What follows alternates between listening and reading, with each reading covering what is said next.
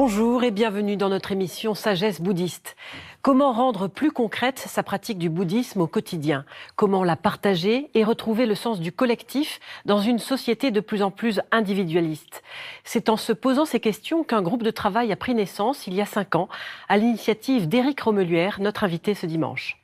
Base, c'est le nom de ce groupe, a pour vocation d'aider les autres très concrètement dans les valeurs du Dharma. C'est le bouddhisme engagé d'aujourd'hui qui propose ainsi comment mettre en œuvre réellement sa générosité et comment se soutenir mutuellement, mais pas seulement. C'est ce que nous allons voir aujourd'hui avec Éric Romeluère. Bonjour. Bonjour, merci de m'accueillir. Alors vous enseignez le Dharma, vous êtes de la tradition zen. Tout à fait. Vous êtes l'auteur de plusieurs livres et de nombreux articles sur le bouddhisme. Et puis, vous vous présentez comme bouddhiste engagé et êtes donc à l'origine du groupe Base en France, acronyme de bouddhisme, action sociale et engagement. Est-ce que vous pouvez nous rappeler, Éric Romeluère, ce qu'est le bouddhisme engagé ? Alors, le bouddhisme engagé, c'est un mouvement qui prend en compte toutes les dimensions de la vie humaine. La vie intérieure, la vie interpersonnelle, mais également la vie sociale, civique. C'est quelque chose d'assez nouveau qui a émergé depuis quelques dizaines ou une centaine d'années maintenant. Plus concrètement, si on veut expliquer le bouddhisme engagé, on pourrait dire qu'il y a 3 dimensions dans le bouddhisme engagé qui correspondent à 3 moments de son histoire. Tout d'abord, ça a été une prise de conscience politique, c'est-à-dire que des moines, il y a à peu près une centaine d'années, prenaient vraiment conscience qu'ils vivaient dans des sociétés d'oppression, voire de dictature, et que leur devoir, entre guillemets, de bouddhiste, était aussi de s'adresser aux problèmes sociaux de leur temps. Premier aspect. Deuxième aspect, qui est un peu plus tard, c'est la dimension d'un bouddhisme qui prend soin des déshérités, ceux qu'on laisse de côté, ceux qui sont au bord de la route, avec une dimension presque on pourrait dire caritative. Et puis il y a une 3e forme dans laquelle je me reconnais, qui est de considérer que le bouddhisme engagé est une voie spirituelle à part entière, qui s'adresse à tout à chacun, des laïcs, qui veulent unir, réunir, faire résonner leur engagement dans le dharma, dans le bouddhisme, et leur engagement de citoyens dans leur vie quotidienne. Donc pour vous, précisément, Éric Romeluère, être bouddhiste engagé, ça veut dire quoi ? Ça veut dire concrètement être à l'écoute de ce monde dans tous ses aspects et de se laisser inspirer par le dharma pour venir en aide, faire vraiment vivre la dimension bouddhique qui est la dimension de l'amour et de la compassion, c'est-à-dire d'alléger la souffrance, mais également de révéler les causes de la souffrance.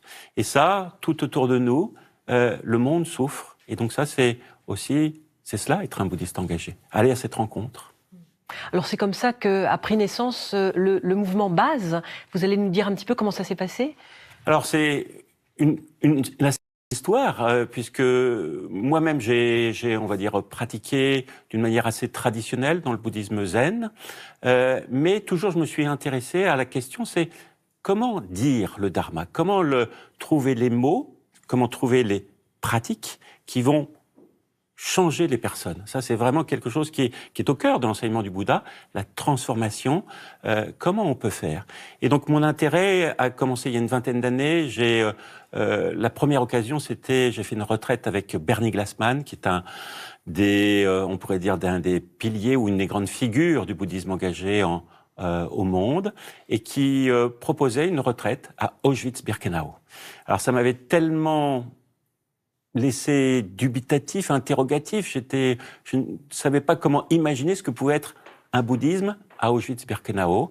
Et je suis allé, et c'était aussi cette rencontre, de voir des personnes qui essayent de trouver des manières innovantes de faire vivre ce dharma et pour que ça touche en profondeur les individus. Et donc, au fil des années, ça s'est développé. Et puis, il y a quelques années, on voulait vraiment, avec quelques autres personnes avec qui je pratique, on voulait vraiment mettre ça en vie, en pratique. Et on s'est inspiré d'un programme américain qui s'appelle la base, la base. Voilà. Alors en quoi ça consiste, ce programme ? Alors, grosso modo, c'est d'offrir à des personnes qui cheminent dans le Dharma un programme d'apprentissage et de formation aux principes essentiels du bouddhisme, tout en l'incarnant dans leur vie quotidienne. C'est donc à la fois un apprentissage vraiment d'apprendre des manières d'être avec des pratiques propres et aussi de compréhension, de formation du monde dans lequel on vit. C'est un groupe de travail. Alors oui, alors concrètement, c'est un groupe de personnes qui va se réunir. Alors, il faut que ça soit un groupe. Alors, l'expérience se mène depuis plusieurs années. C'est aussi, il faut le préciser pour nos éditeurs. L'expérience se continue depuis maintenant 5 ans dans différents endroits en France, et ça réunit à chaque fois un nombre de personnes qui est assez petit, parce que justement, c'est l'idée d'être ensemble, de partager. Et c'est des groupes qui vont se réunir et qui vont expérimenter des choses, des propositions qu'on va leur suggérer de faire à l'extérieur du groupe et d'autres choses qu'ils vont faire à l'intérieur du groupe. Et le groupe va provoquer un dynamisme collectif qui va les emmener à vraiment approfondir toutes les qualités du Dharma. Oui. Pourquoi c'est important cette notion de groupe? Parce qu'on pourrait se dire, oui, j'ai envie de m'engager, mais je peux le faire moi-même, toute seule dans mon coin. Alors, il y a vraiment 2 aspects qui prévalent dans cette proposition, qui est, premièrement, retrouver le goût d'agir. Ça, c'est vraiment ça qui est très important. Et on va demander aux personnes de faire quelque chose. On est dans une société qui, face aux crises actuelles, provoque de l'impuissance. Que pouvons-nous faire? On se dit, non, je peux rien faire. Et de réapprendre à faire. Et puis aussi, il y a la dimension aussi du collectif. Comprendre que ensemble, nous pouvons être et travailler. C'est aussi la dimension, ce que nous appelons le Sangha, c'est-à-dire la communauté bouddhiste, qui est une expérience de collectif où tout un chacun va vivre la relation à travers la générosité, la bienveillance, la transparence. C'est ça qu'on essaie vraiment d'incarner. Alors vous disiez des petits groupes finalement qui n'excèdent pas 10, 12 personnes. Tout à fait. Et qui prennent des engagements ensemble. Oui. Quels sont-ils? Alors, c'est-à-dire qu'en fait, c'est des groupes qui sont assez libres dans leur mode de fonctionnement. On a simplement des pratiques communes, mais fondamentalement, et c'est là où on s'est inspiré du programme d'origine américain, c'est de leur demander de pratiquer 5 engagements. Donc, le premier, c'est prendre soin. On va demander concrètement à des personnes de donner de leur temps, une demi-journée, une journée par semaine. Alors, ça va être pendant le laps de temps de cette formation, à agir concrètement. Le plus souvent, c'est dans une association, ça peut être Emmaüs, ça peut être d'autres associations, etc., où ils vont donner, apprendre à donner. Tout le monde n'a pas cette occasion. C'est-à-dire être bénévole, vous voulez dire? Tout à fait, tout à fait. Le deuxième, c'est comprendre et apprendre. C'est-à-dire que il existe des mécanismes de la souffrance. Quels sont-ils? À la fois les mécanismes qui nous sont propres, mais aussi les mécanismes collectifs de la souffrance. Donc, comprendre ces mécanismes et apprendre aussi, ensemble, à trouver des méthodes pour essayer de se libérer aussi de ces souffrances. Le troisième engagement, c'est pratiquer le dharma, donc c'est aussi ce qui est très important, c'est-à-dire de prendre appui fortement sur la pratique des enseignements du Bouddha, comme étant, on pourrait dire, le soutien, le repère. Voilà. Et quatrième engagement, c'est se soutenir mutuellement, c'est-à-dire accepter que les autres puissent nous soutenir, parce qu'on va être dans ce processus, dans cette évolution, on va être amené parfois à être dans l'inconfort, dans des difficultés, et on accepte que le groupe aussi puisse nous aider. Et de la même manière, on se passe en position aussi de soutenir les autres, car c'est aussi quelque chose de très dynamique. Et puis le cinquième engagement, c'est de participer, c'est-à-dire d'aller jusqu'au bout de l'expérience. Et on voit que ça change, que ça transforme les gens. Voilà, c'est aussi ça que je trouve merveilleux.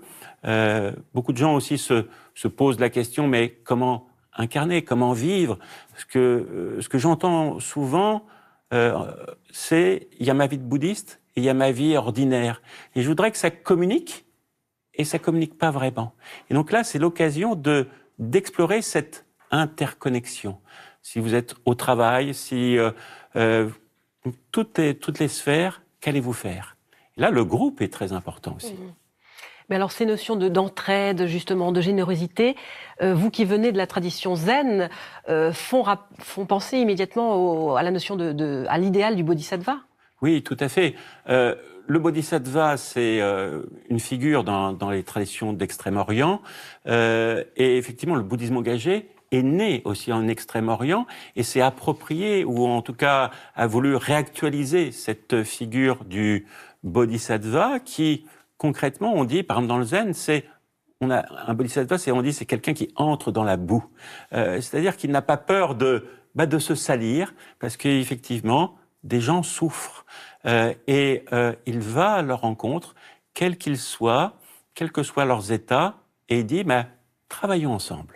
C'est ça la pratique du bodhisattva.